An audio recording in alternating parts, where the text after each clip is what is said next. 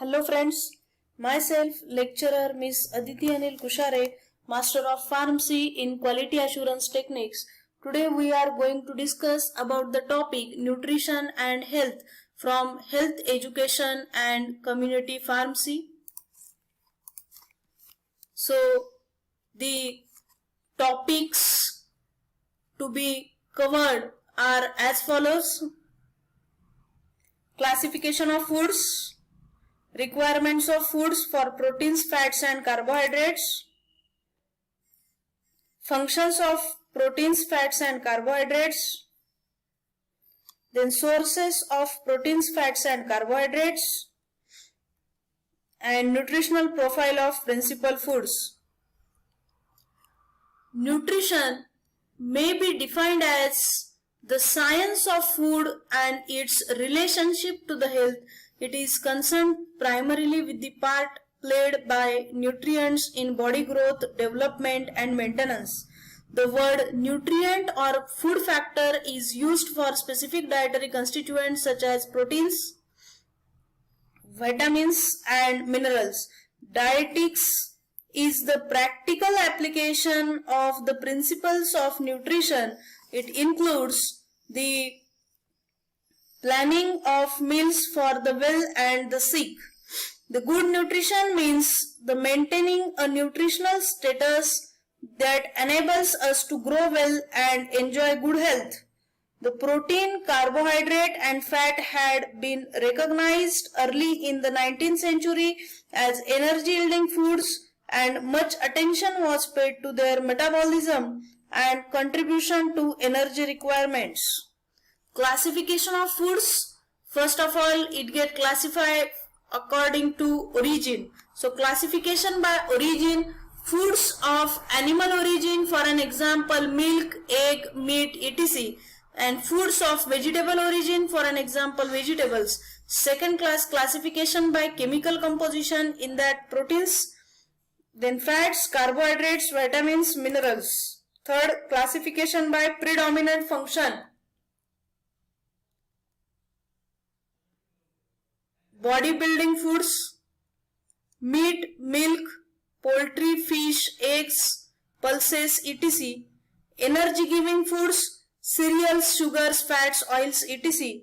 Protective foods: vegetables, fruits, milk, etc. Nutritive value: cereals and millets, then pulses, vegetables, nuts and oil seeds, fruits, fats and oils, condiments, species, spices, etc. and miscellaneous.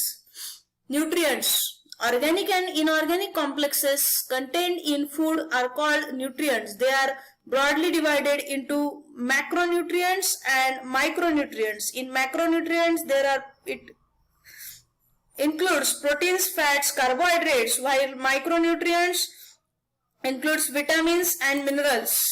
Then proteins. Proteins are the complex organic nitrogenous compounds. They also contain sulfur and in some cases phosphorus and iron. Proteins are made of monomers called amino acids.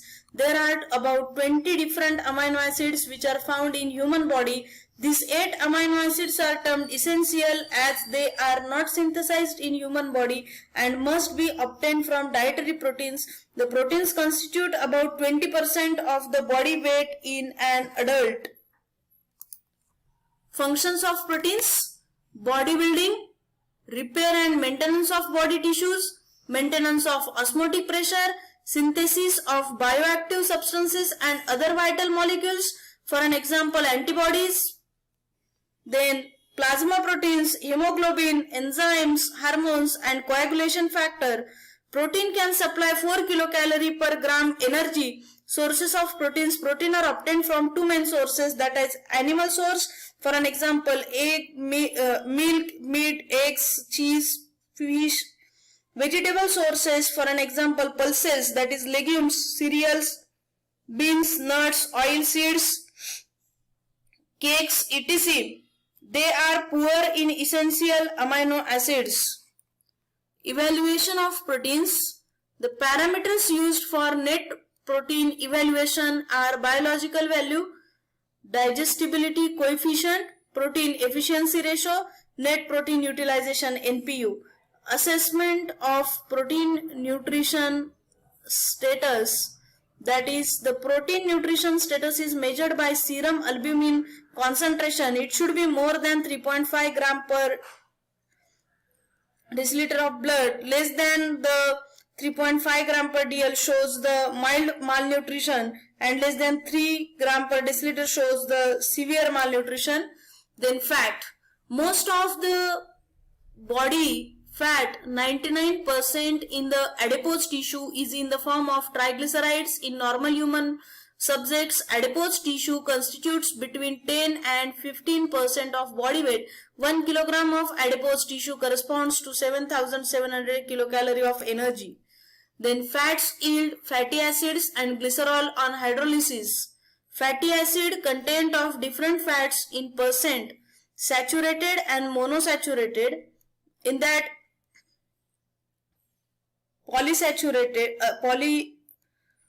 saturated, monounsaturated and polyunsaturated fats, fatty acids of saturated fatty acids, monosaturated fatty acids and polyunsaturated fatty acids. Coconut oil 92:6:2, palm oil 46:44:10, cottonseed oil 25:25:50, groundnut oil 19:50:31, safflower oil 10:15:75, sunflower oil for this 8:27:65, corn oil 8:27:65, soybean oil 14:24:62, and for butter the saturated fatty acids are 60, monounsaturated fatty acids are 37, and polyunsaturated fatty acids are 3. So essential fatty acids are those that cannot be synthesized by humans. The dietary sources of essential fatty acid EFA: linoleic acid, sunflower oil, corn oil, soybean oil, sesame oil, groundnut oil, mustard oil, palm oil, coconut oil. Arachidonic acid: meat, eggs, milk. Linoleic acid: soybean oil, leafy greens. Functions of fats: they are high energy foods providing as much as 9 kilocalorie for every gram. Fats serve as vehicles for fat soluble vitamins. Fats in the body support viscera such as heart, kidney and intestine, and fat beneath the skin provides the insulation against cold. The non-calorie roles of the fat: the vegetable fats are rich sources of essential fatty acids which are needed by the body for growth, the structural integrity of the cell membrane and decreased platelet adhesiveness. Diets rich in essential fatty acid EFA have been reported to reduce serum cholesterol and low density lipoproteins. Polyunsaturated fatty acids are precursors of prostaglandins. Fat requirements in developed countries: dietary fats provide 30 to 40% of total energy intake. The World Health Organization WHO Expert Committee on Prevention of Coronary Heart Disease has been recommended only 20 to 30% of total dietary energy to be provided by fats. At least 50% of fat intake should consist of vegetable oils rich in essential fatty acids. Carbohydrate. Carbohydrate is the main source of energy, providing 4 kilocalories per 1 gram. Carbohydrate is also essential for the oxidation of fats and for the synthesis of certain non-essential amino acids. Sources of carbohydrates: there are 3 main sources of carbohydrate wise: starches, sugar and cellulose. The carbohydrate reserve, that is glycogen, of a human adult is about 500 gram. This reserve is rapidly exhausted when a man is on fasting.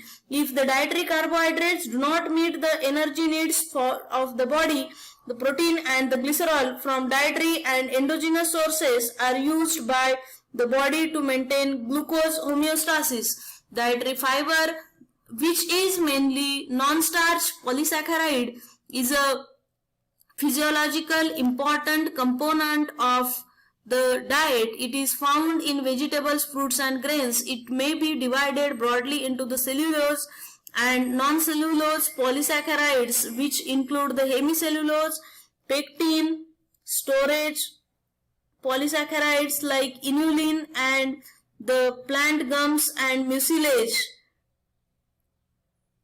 These are all degraded to a greater or lesser extent by the microflora in the human colon.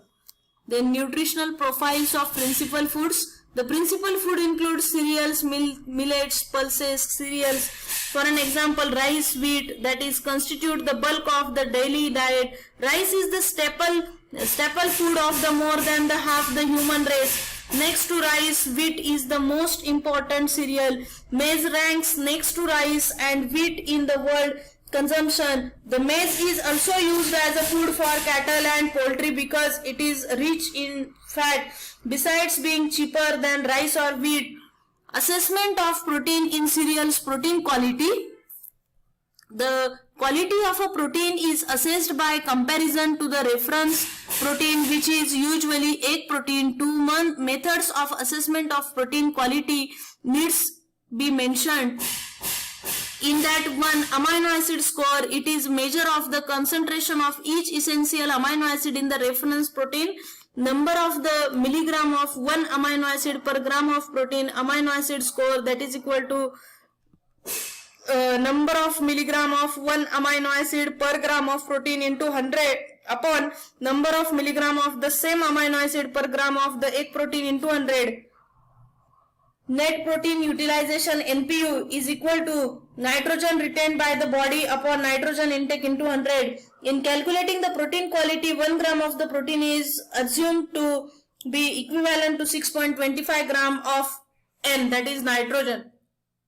Calculating protein quantity of cereals. Protein quantity. The protein content of many Indian foods has been determined and published in food composition tables. One way of evaluating foods as source of protein is to determine what percent of their energy value is supplied by their protein content. This is known as protein energy ratio, PE ratio or percentage.